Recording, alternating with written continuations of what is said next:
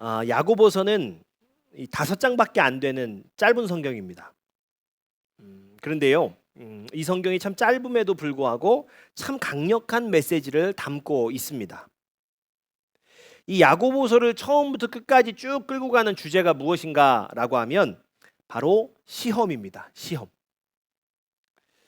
그래서 기독교인들이요, 시험에 빠지면 읽어야 되는 성경이 어디냐? 야고보서예요. 야고보서.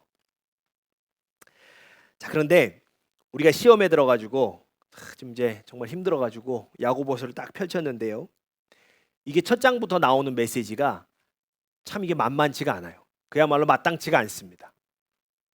딱 야고보서를 펴면 뭐라고 그러냐면, 형제들아, 너희가 여러 가지 시험을 당하거든 온전히 기쁘게 여기라, 이렇게 얘기하고 있는 거예요.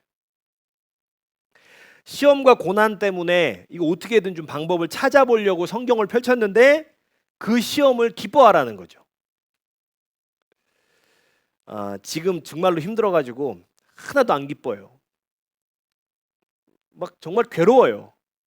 그런데 성경은 기뻐하라는 거예요. 어쩌면 우리가 뭐 평소에 성경을 묵상하다가 이 말씀을 본다라고 하면 그렇구나 이렇게 받아들여질 수 있을 수도 있겠습니다. 근데 진짜 힘들어가지고, 진짜 시험 들어가지고 내가 어떻게든 좀 해결해 보겠다라고 야고보서를 펼쳤는데 시험을 당하거든 기뻐하라 이렇게 기록하고 있으면 이거 쉽게 안 받아들여지는 거죠. 이 말씀에 순종하는 거, 이거 쉽지 않습니다. 근데 우리가 성경을 보면요, 야고보서를 보면 우리가 이게 받아들이기 너무 어렵다 할지라도 정말 성경은 타협이 없어요. 어떻게 단호하게 얘기하고 있냐면 시험을 당하면 온전히 기쁘게 여기라는 거예요. 정말 단도직입적으로 얘기합니다. 다른 타협이 없어요. 오직 하나예요. 시험 당하거들랑 기쁘게 여기라. 기뻐하라. 그러면 성경이 도대체 왜 이렇게 정말 단호하게 시험 앞에서 온전히 기뻐하라고, 기쁘게 여기라고 왜 그렇게 기록을 하고 있는지 우리가 좀 이유를 사실은 알아야 된다는 거죠. 뭐 우리가 좀 이유를 알아야 어렵더라도 그 말씀에 순종할 수 있을 거니까 우리 좀 이유를 알아야 된다는 거예요. 오늘은요, 왜 시험을 당할 때 기뻐해야 하는가, 그 이유를 같이 찾아보도록 하겠습니다. 야고보는 그 1장 1절에 짧은 인사를 전합니다. 그리고 나서 바로 편지의 본론으로 들어가고 그 첫 번째 본론이 뭐냐면, 형제들아 너희가 여러 가지 시험을 당하거든 온전히 기쁘게 여기라, 이 말씀이에요. 참으로 다행인 것은요, 우리가 왜 기뻐해야 되는지를 3절에 가면 바로 밝혀주고 있어요. 자, 우리 야고보서 1장 3절입니다. 우리 같이 보겠습니다. 시작. 이는 너희 믿음의 시련이 인내를 만들어내는 줄 너희가 알미라. 아멘. 야고보서는요, 우리가 시험을 당했을 때 기뻐해야 하는 이유는 믿음의 시련이 우리에게 인내를 만들어 주기 때문이다 라고 기록을 합니다. 근데 이제 우리가 이 말씀을 보면 어떻게 이해할 수 있냐면, 그 표현이요, 시험을 참다 보면 없던 인내가 생긴다, 이렇게 좀 이해가 될 수 있지요. 근데 좀 어색함이 있습니다. 뭔가 좀 우리가 이 말씀을 오해하고 있는 것 같아요. 가만히 생각해보면 좀 어색한 표현이에요. 자, 왜냐하면요, 우리가 시련을 당하고 있다라고 이미 느낀다라고 하면 우리는 어떻게 하고 있는 상태인 거예요? 그 시련을 이미 인내하고 있는 상태인 거예요. 내가 시련을 당한다라고 하면 그 내가 이미 참고 있는 상황인 겁니다. 사실은 인내하고 있기 때문에 시련이 힘든 거예요. 참고 있기 때문에 고통스러운 겁니다. 그래서 사실 이 말씀의 원어는 믿음의 시련이 인내를 만들어낸다 라고 표현하고 있지 않습니다. 이 말씀을 좀 원어에 맞게 좀 그렇게 좀 번역을 해보면 어떻게 우리가 찾을 수 있냐면, 믿음의 시련을 통해 인내가 이를 완수할 줄을 너희가 알미라. 혹은 믿음의 시련을 통해 인내가 성취하게 할 줄을 너희가 알미라. 이렇게 볼 수가 있어요. 그러니까 야고보서가 얘기하는 게 어떤 의미예요? 시련을 통해서 인내가 만들어진다는 게 아닙니다. 우리가 시련이라고 느낄 때는 이미 우리는 그것을 인내하고 있는 상태인 것이고, 나의 그 인내가 어떤 일을 완수하게 한다는 것이에요. 나의 인내가 무언가를 성취하게 한다는 것입니다. 그래서 시련이 오면 내가 이 시련을 통해서 인내를 얻으니까 기뻐하라는 게 아니에요. 시련을 인내하고 있는 나의 그 인내가 어떤 일을 이루어내기 때문에 기뻐해야 한다는 것입니다. 다시 말하면 시련이라는 것은요, 내가 인내함으로써 무언가를 이루어 가게 하는 도구라는 거예요. 자, 시련이 왔다는 것, 그것은요, 곧 하나님께서 내 인내를 통해 어떤 일을 이루시겠다는 것입니다. 그러니까 기뻐하라는 거예요. 자, 그러면 이 나의 인내를 통해서 이루려고 하시는 어떤 일, 그 어떤 일이 무엇이냐는 거죠. 자, 야고보서 1장 4절입니다. 우리 한번 같이 보겠습니다. 시작. 여러분은 인내력을 충분히 발휘하여 조금도 부족함이 없이 완전하고 성숙한 사람이 되십시오. 아멘. 자, 하나님은 나의 인내를 통해 내가 성숙한 사람이 되기를 원하십니다. 그러니까 바로 여기에 그리스도인에게 주어지는 시련의 비밀이 담겨져 있는 거예요. 내게 시련이 오는 이유는 그 시련을 인내하는 과정을 통해서 내가 더욱 성숙한 사람이 되기 위함이라는 것입니다.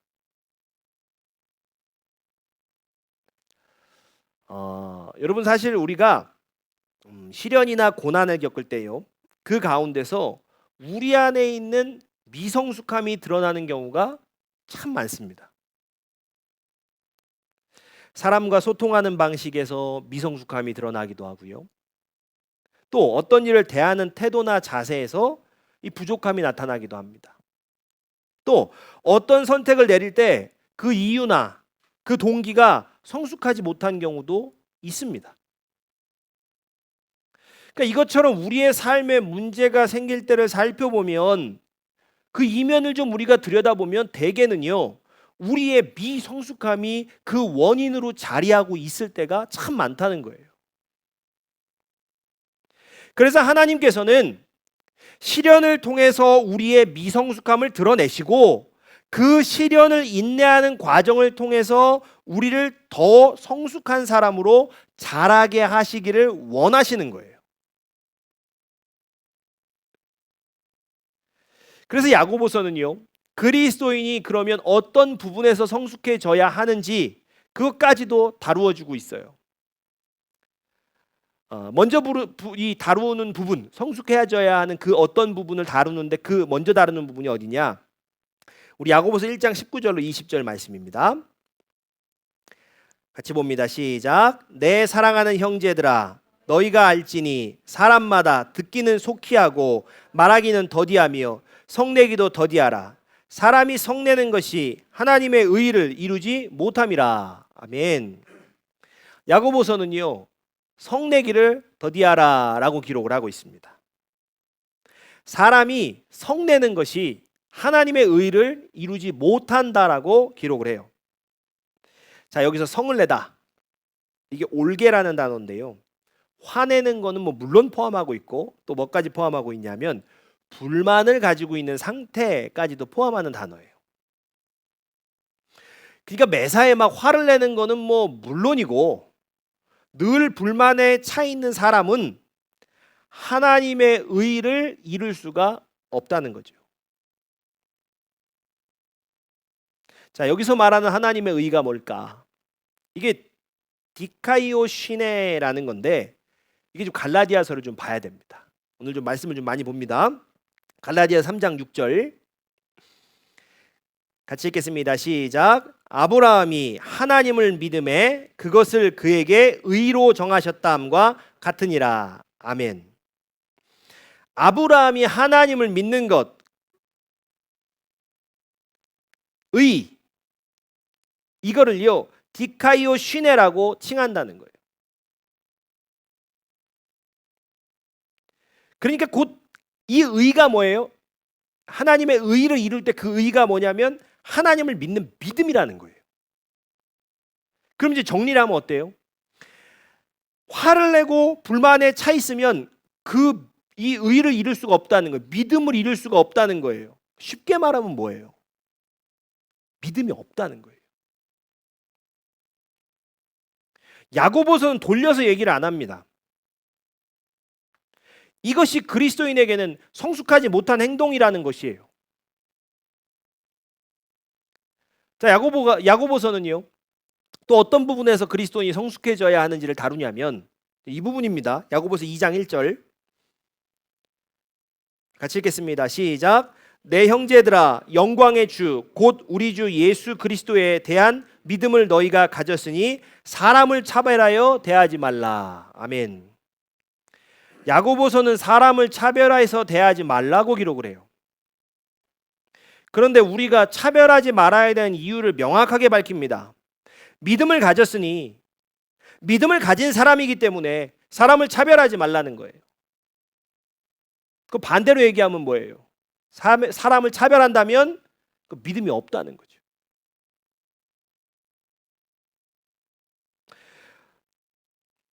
일단 여기까지 보면 야고보서는 이런 부분에 대해서 얘기를 해요. 두 가지. 화내지 않고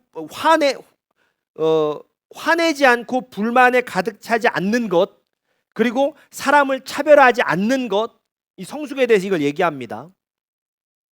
그런데 화내고 불만에 가득 차고 사람을 차별하면 어떤 사람이다라고 말을 합니까? 믿음이 없는 사람이라는 거예요. 그러니까 우리가 여기까지 쭉 살펴보면 이 말씀을 통해서 눈치채야 되는 게 있어요. 뭐냐?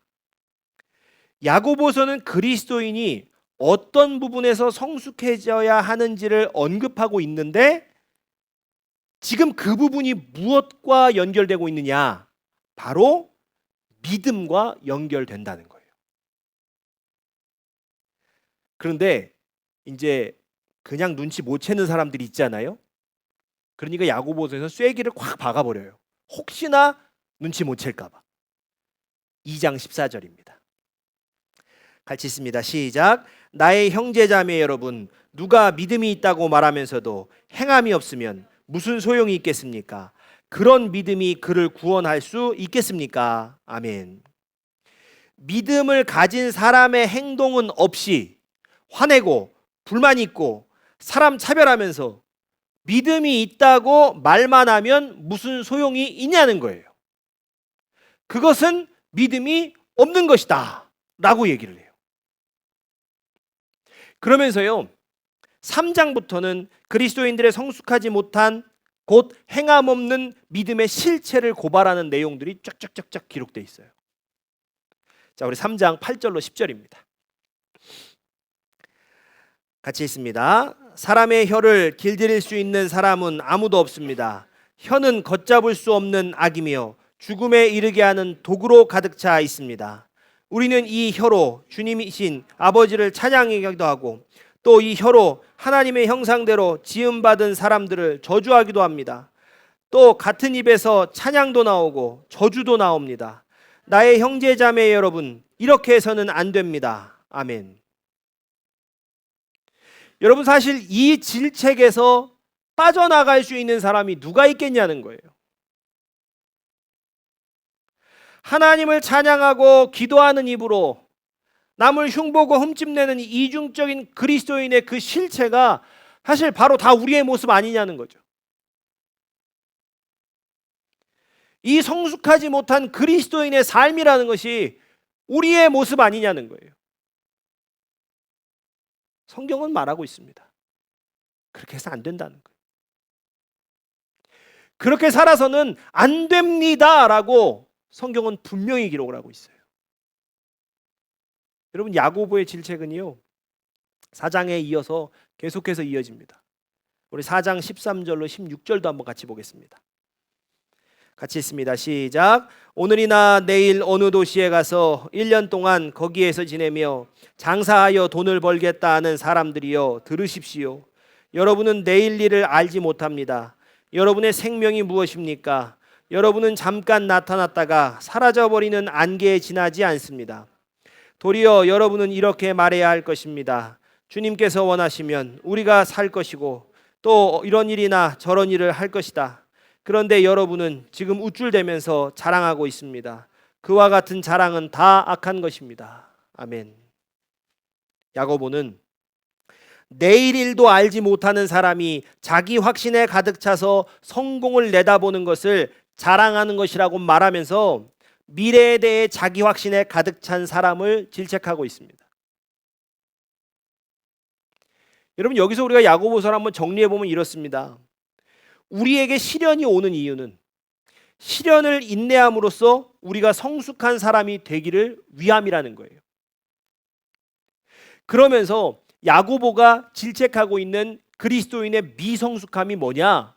화내는 것, 늘 불평불만하는 것, 사람을 차별하고 한 입으로 하나님을 찬양하고 그 한 입으로 또 험담하고 하는 이중성과 또 자기 확신에 찬 교만, 그걸 그리스도인의 미성숙함이라고 얘기를 해요. 자, 그런데 이 미성숙한 이 모습이 어떤 모습이에요? 이 모든 것이 믿음을 가졌다는 사람들의 모습, 곧 행함 없는 믿음의 실체라는 거예요.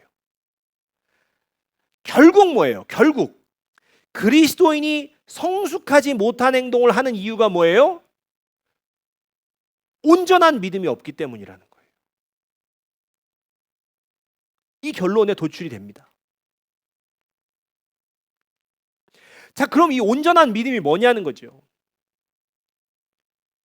많은 사람들이 그동안 생각해왔던 믿음이라는 건 어떤 믿음이냐면 예수 그리스도의 존재를 믿는 거예요. 또 하나님께서 하시는 일을 믿는 거예요. 여기에 그치는 경우가 많았습니다. 그러나 성경은요, 그 이상의 믿음을 요구합니다. 고린도전서 13장 2절입니다. 같이 읽겠습니다. 시작. 내가 예언하는 능력을 가지고 있을지라도 또 모든 비밀과 모든 지식을 가지고 있을지라도 또 산을 옮길 만한 모든 믿음을 가지고 있을지라도 사랑이 없으면 아무것도 아닙니다. 아멘. 왜 많은 그리스도인이 성숙하지를 못합니까? 믿음이 사랑으로 완성되어지지 않았기 때문입니다.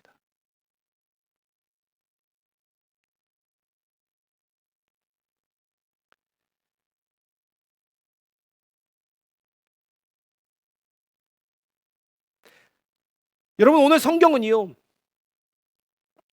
고린도전서 13장 2절을 보면 산을 옮길 만한 믿음에 대해서 얘기해요. 어떤 얘기예요? 불가능한 일이 없으신 하나님, 그 하나님에 대한 절대적인 신뢰를 얘기해요. 그런데 하나님을 향한 그 절대적인 신뢰가 있을지라도 사랑이 없으면 그 믿음은 아무것도 아니라는 거예요. 그러니까 우리가 불같은 신앙을 가지고 절대적인 신뢰를 가지고 있을지라도 미성숙한 이유는 사랑으로 완성되었지 않았기 때문이라는 거죠. 그 믿음이라는 것이 나만을 위한 믿음이었기 때문이에요.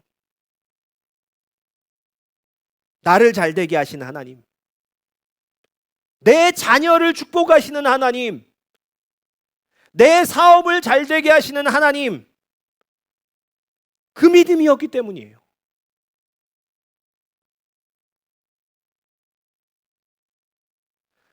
우리의 믿음의 실체가 도대체 무엇입니까? 하나님을 흔들리지 않고 믿는 그 믿음의 이면에 자기 중심적인 믿음이 자라고 있는 것은 아니냐는 거예요. 여러분, 사랑으로 완성되어지는 믿음이 없으면 우리는 성숙해질 수가 없습니다. 고린도전서는요, 사랑의 능력을 이렇게 말합니다. 사랑은 모든 것을 믿으며 모든 것을 바라며 모든 것을 견딥니다. 사랑이 분명 모든 것을 견딘다고 말해요. 사랑이 모든 것을 인내하게 하는 비밀이라는 거예요. 시련에는 내가 그 시련을 인내함으로 성숙해지기를 바라는 하나님의 뜻이 있습니다. 근데 내가 인내할 때 필요한 게 사랑이라는 거예요. 내가 성숙해지기 위해서 반드시 필요한 것이 사랑이라는 겁니다. 여러분, 한번 우리가 생각해 보셔야 돼요. 내 미성숙함이 드러나는 그 순간, 그 뿌리에는요, 대부분 사랑의 부재가 있다는 거예요. 여러분, 사랑이 없기 때문에 참지 못하고 분노하는 거죠. 사랑이 없기 때문에 타인의 부족함을 이해하지 못하는 겁니다. 사랑이 없기 때문에 사람을 차별하고, 사랑이 없기 때문에 스스로를 높이며 자랑하고, 사랑이 없기 때문에 용서하지 못하는 겁니다. 결국 사랑이 없이는요, 우리를 이 미성숙한 그리스도인의 상태에서 해결할 방법이 없는 거예요. 사랑이 없는 상태는 그냥 우리를 늘 미성숙한 그리스도인의 상태로 머물게 하는 것입니다. 그러면 우리가 질문이 생기죠. 왜 나는 사랑이 없을까? 내가 사랑받고 자라지 못해서 그럴까? 그러면 사랑받고 자라지 못한 나는 평생 이런 미성숙한 믿음 가지고 살아야 되는 건가? 나는 제대로 된 믿음을 못 갖는 건가? 여러분, 우리가 여기서 반드시 기억하셔야 될 게 있어요. 하나님은 내가 가진 사랑의 양으로 사랑하기를 요구하지 않으신다는 거예요. 내가 가진 사랑의 양으로 사랑해야 한다면, 여러분, 사랑받지 못하고 자란 사람들은 뭐 내어줄 게 없는 거예요. 성경은 우리가 사랑할 수 있는 이유가 내가 가진 사랑 때문이 아니라고 얘기해요. 자, 요한일서 4장 19절입니다. 시작. 우리가 사랑하는 것은 하나님이 우리를 먼저 사랑하셨기 때문입니다. 아멘. 여러분, 사람에게 받은 사랑을 가지고 사랑하는 게 아니에요. 여러분, 어떤 사람이 나를 사랑해서 스스로 목숨을 버립니까? 누가 나를 사랑해서 내가 100번 1000번 잘못해도 나를 용서해 줍니까? 그 누가 나를 사랑해서 나의 방황을 끝까지 기다려 줍니까? 여러분, 그런 사랑은 사람에게 받을 수 없는 사랑이에요. 내가 받은 사랑이 없어서 사랑할 수 없는 게 아니에요. 원래 사람에게 받은 사랑 가지고는 그거 뭐 참된 사랑을 할 수가 원래 없어요. 그걸로는. 사람이 하는 사랑이라는 거, 거기에는 함정이 있습니다. 어떤 함정이 숨어져 있느냐? 자기 만족이라는 함정이 숨어져 있어요. 사람의 사랑에는요. 여러분, 세상에요, 가난한 사람들을 돕는 사람들이 참 많습니다. 그러나 아무리 돕는다고 해도요, 자신의 것을 전부 다 내어주는 사람은 아마 없을 거예요. 전부 다 자신의 것을 내어주지 못해요. 대부분 자신의 것의 일부를 내어주죠. 내가 가진 것의 일부로 선행할 때 내가 이거 남들에게 도움이 됐다. 그 일을 통해서 선한 만족감을 가져다 줍니다. 그런데 이 내 전부를 다 내준다? 이거는 나에게 만족을 주는 일이 아니에요. 그거는 왜냐하면 내게는 손해가 되는 일이니까요. 그래서 사람들이 선행을 하는데 보이지 않는 선이라는 게 존재를 해요. 어떤 경계선이 존재하냐? 내게 만족감을 주는 선, 그 선이 존재해요. 그리고 나에게 손해가 되지 않는 선, 그 선이 존재한다는 거죠. 여러분, 자녀를 향한 희생이요. 자녀를 향한 희생의 그 사랑, 그 어떨까요? 여러분, 자녀가 잘 되지 않으면 불편한 건 오히려 부모 자신이에요. 정작은 자녀는 괜찮은데 이게 부모 스스로 내가 마음이 불편해서 희생하고 막 내가 원하는 모습이 되도록 막 도와주는 거예요. 그리고 그 모습이 이루어지면 비로소 만족하고 비로소 안도하게 되는 거죠. 다 너를 위해서 하는 거야. 다 너를 위해서야 라고 말하지만 깊이 들여다보면 어떤 마음이 있습니까? 그 희생이 사실은 내 마음이 편하기 위해서 하는 거라는 거죠.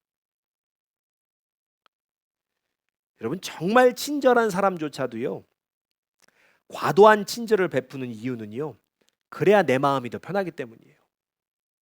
도움을 받는 것보다 내가 도와주는 게 그게 덜 불편하기 때문에 막 친절을 베푸는 거예요. 그러니까 결국 사람은요, 사랑조차도 나를 위해서 하는 겁니다. 나를 위해서. 이게 우리 인간의 한계예요. 우리가 가진 사랑이라는 것의 함정이에요. 그런데 하나님 사랑은 자기 만족이 없는 진정한 사랑이라는 거예요. 내 목숨을 그냥 버려요. 근데 거기 자기 만족이 어디 무슨 자기 만족이 있겠어요? 여러분, 우리가 사람에게 사랑받지 못하고 자랐을 수는 얼마든지 있습니다. 얼마든지 그럴 수 있어요. 그런데 하나님 사랑은 아니라는 거예요. 여러분, 우리 하나님 사랑에 대해서는 그렇지 않지 않습니까? 여기에요. 하나님이 나를 사랑하셔서 자신의 목숨을 내어주셨는데 이 놀라운 사랑에서 제외되신 분 있으십니까? 하나님께 용서받지 못한 사람 있습니까? 여러분, 하나님께서 끝까지 기다려 주신다고 하는데 안 기다려 주시고 내쳐버린 사람 뭐 이 중에 있습니까? 십자가의 은혜를 소유하지 못한 사람 있습니까? 예수의 핏값을 그 되갚아야 된다고 혹시 독촉받으신 분이 있으세요? 여러분, 없습니다. 단 한 사람도 없어요.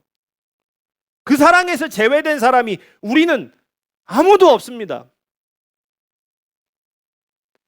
여러분, 우리 한 사람 한 사람이 바로 하나님께서 그 십자가에서 죽으셨다는 증거예요.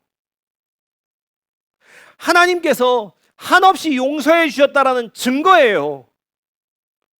끝까지 기다려 주셨다라는 증거가 우리 한 사람 한 사람이라는 거예요. 여러분이 존재한다는 그 사실 자체가 하나님의 사랑이 내 안에 있다는 증거입니다. 그런데 어떻게 내 안에 사랑이 없다고 말할 수 있겠어요? 어떻게 나는 사랑받지 못하고 자랐다고 말할 수 있겠습니까? 우리는요, 하나님의 사랑을 담고 있는 사람들입니다. 그러므로 우리는 사랑할 수 있고 그 사랑으로 인내하며 반드시 성숙해질 수 있는 사람들입니다. 나의 미성숙함이 드러날 때요, 그 뿌리에는 사랑의 부재가 있다고 했습니다. 정확히 말하면요, 사랑의 부재가 아니에요. 하나님 사랑에 대한 인식의 부재입니다. 하나님이 나를 사랑하신다라는 이 진리를 우리는 마음 다해 믿지를 않은 것이에요.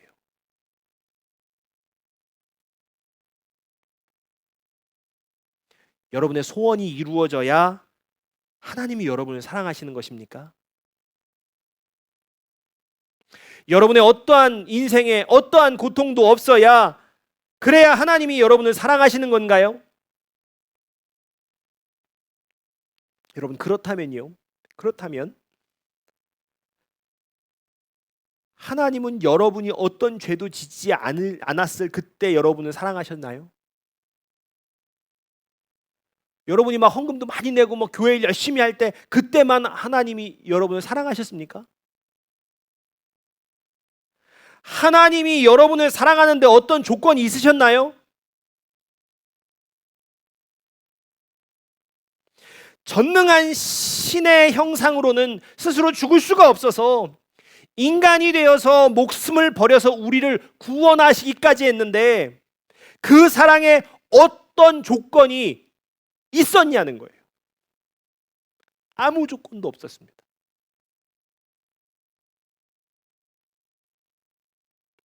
여러분, 하나님이 여러분을 사랑하십니다. 그 물티슈 전도지에 쓰여가지고 그 쓰레기통에 버려지는 그 문구, 하나님이 당신을 사랑하십니다. 여러분, 이 메시지가요, 여러분에게는, 우리에게는 제발 진리가 되기를 바랍니다. 여러분은 하나님의 사랑을 가진 자들입니다. 높음이나 기쁨이나 다른 어떤 피조물이라도 우리를 그리스도 예수 안에 있는 하나님의 사랑에서 끊을 수가 없습니다. 이 사랑으로 사랑하며 사십시오. 이 사랑으로 인내하고 성숙한 사람이 되십시오. 여러분, 어쩌면요, 우리의 시련이라는 거, 그 시련은 하나님이 나를 정말 사랑하신다라는 진리를 발견할 때 끝나는 건지도 몰라요. 그 사랑이 모든 시련을 이겨내는 비밀일지도 모릅니다. 우리 모두가 그 비밀을 간직한 자들임을 잊지 마시기 바랍니다.